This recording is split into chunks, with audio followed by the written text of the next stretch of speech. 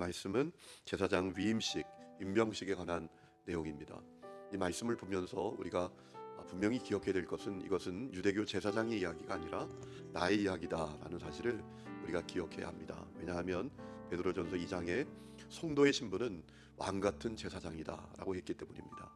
그렇기 때문에 우리가 출애굽기에 나오는 그 제사장들의 의복과 위임식에 대한 모든 내용은 그의 이야기가 아니라 나의 이야기다라는 그런 믿음을 우리가 가지고 이 말씀을 읽어야 한다는 것이지요.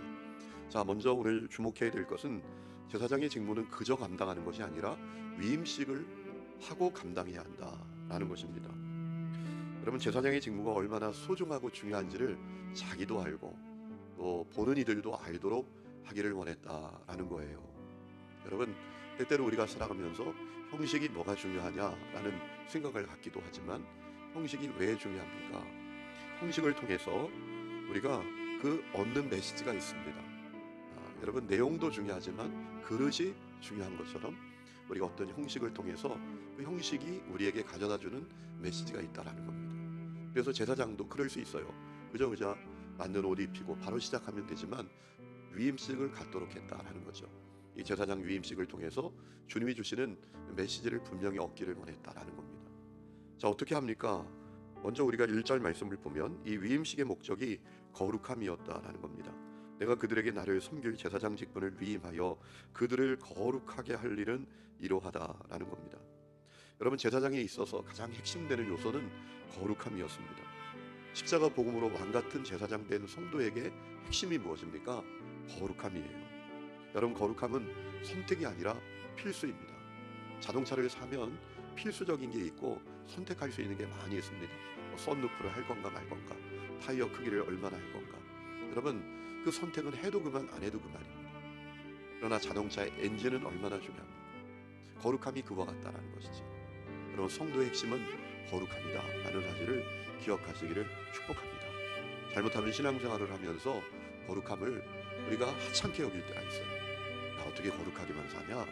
이런 얘기를 너무 용감하게 할 때가 있다는 겁니다. 자, 두 번째는 제물을 준비했습니다. 1절에 어린 수소 하나와 흠없는 순양 둘을 택하라 라고 했습니다. 수소는 속죄 제물을 위한 것이었습니다. 속죄제는 어떤 거죠? 자기의 모든 죄를 주님께 씻김받는, 모르고 지은 죄까지도 씻김받는 죄가 속죄제죠. 또 이 죄를 씻는 또 하나의 제사가 있었죠. 속건제. 속건제는 어떤 제사죠? 알고 지은 죄, 고의로 지은 죄를 씻음받는 그런 것이었죠. 자, 그리고 순양들은 번제를 위해서, 화목제를 위해서 하나님께 드리기 위한 것이었습니다. 핵심은 어리고 흠없는 것이어야 했다라는 겁니다. 여러분, 원문을 보면 이 어리고라는 번역을 젊고 이렇게 뜻을 알려주고 있는 거예요. 젊은 것, 흠없는 것. 그러니까 하나님께 드리는 것은 가장 좋은 것으로 드리기를 원하셨다라는 겁니다. 여러분, 이스라엘 성들이 믿음이 시들해지고 영적으로 타락하는 때 그들이 하나님께 어떻게 예배했습니까? 하나님께 제물을 드릴 때 병들고 저는 것으로 드리기 시작했다라는 겁니다. 오늘도 똑같아요. 여러분, 영적 생명력이 충만한 성도는 하나님 앞에 흠없는 예배를 드리려고 최선을 다합니다. 시간에도 어떻게 하면 늦지 않을까 서두르고 또 준비하고 그리고 예배를 드립니다. 그런데 영적 생명력이 시들해지기 시작하면 예배 늦게 오는 거 전혀 문제를 여기지 않고 너무 용감하고 당당하게 예배에 늦는 모습으로 들어오고 또 준비 없이, 기도의 준비 없이, 헌금의 준비 없이. 여러분, 믿음이 살아있으면 액수에 관계없이 내게 있는 것을 가장 소중한 마음으로 하나님께 드리려고 준비하고 또 정말 준비된 예배를 주님께 드리는데, 여러분, 영적으로 병들기 시작하면 모든 게 다 무너지게 돼 있어요. 여러분, 영적 생명력으로 충만한 성도가 되어서 하나님 받으실 만한 예배 드리시기를 축원합니다. 자, 그리고 2절에 보면 무교병, 누룩을 넣지 않는 빵, 그리고 무교 과자를 준비하라라고 했습니다. 성경에서 누룩은 부정적인 의미로 많이 사용됐는데 부패를 전염시키고 죄를 전염시키는 그런 개념으로 많이 사용되었습니다. 누룩을 넣지 않은 빵을 드려라 라고 한 것은 순전하고 순결한 모습으로 하나님께 나아가기를 원하셨다라는 겁니다.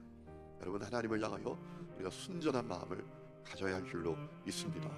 그리 아니하실지라도 뭐뭐 때문에, 여러분, 우리가 사람을 만날 때에도 뭐뭐 때문에 만나면 피곤하잖아요. 이 사람이 아무 목적 없이 전화를 해서 안부를 묻는다면 마음에 그렇게 위로가 되잖아요. 꼭 도움이 필요할 때만, 아쉬울 때만.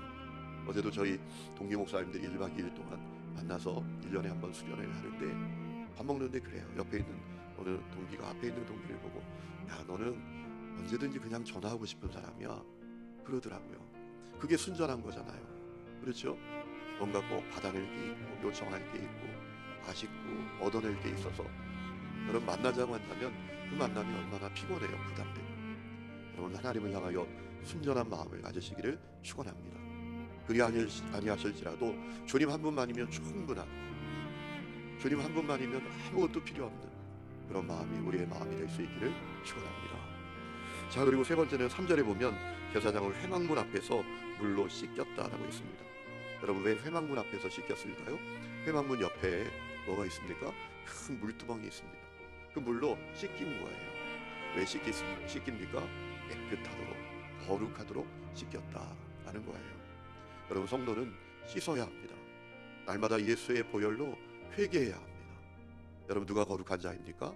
죄 안 지은 자가 거룩한 자가 아니라 회개한 자가 거룩한 자입니다. 우리는 착각을 해요. 죄 안 지은 자가 거룩한 자다. 우리 가운데 죄 안 짓는 사람이 어디 있습니까? 다 죄 짓고 살지. 여러분, 중요한 사실은 회개의 생활이 있으면 그 죄를 이기게 됩니다. 죄 짓고도 용감하게 그럴 수 있는 거지 뭐. 죄 안 짓는 사람이 어디 있어.